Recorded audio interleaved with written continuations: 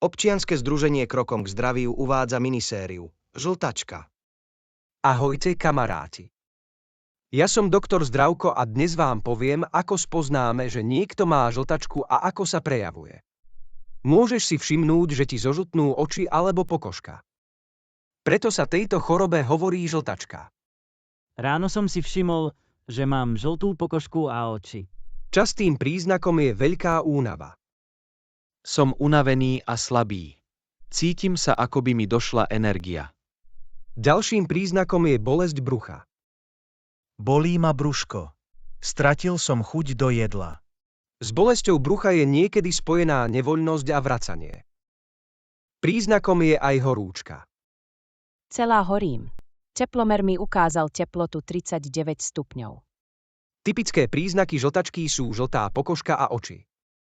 Veľká únava a bolesť brucha. Nevoľnosť, vracanie a horúčka.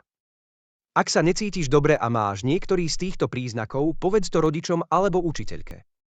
Spolu sa o to postaráme.